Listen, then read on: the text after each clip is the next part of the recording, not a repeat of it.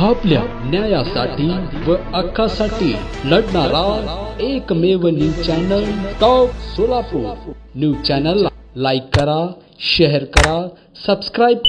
विविध स्रोतांकडून मिळालेल्या माहितीच्या आधारे शांतता व सार्वजनिक सुव्यवस्था भंग होण्याची शक्यता आहे आणि मानवी जीवन आणि मालमत्तेचे नुकसान यास गंभीर धोका आहे। पोलीस आयुक्त सोलापूर शहर यांच्या नियंत्रणाखालील भागात सार्वजनिक शांतता बिघडवणे आणि मानवी जीवितास धोका, मालमत्तेची हानी, कोणत्याही प्रकारची दंगल रोखण्यासाठी 5 किंवा अधिक व्यक्तींच्या हालचाली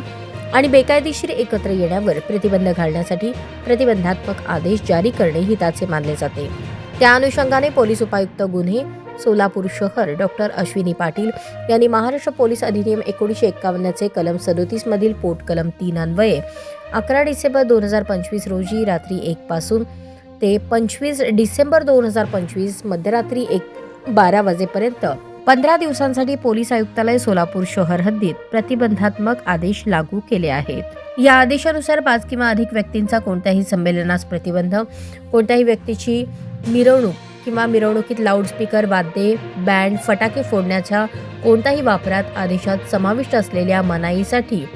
सूट देण्यात आली आहे, जसे विवाह समारंभ, अंत्यसंस्कार, सभा, सहकारी संस्था, इतर संस्था आणि संघटनांची कायदेशीर बैठका, कंपन्या, क्लब,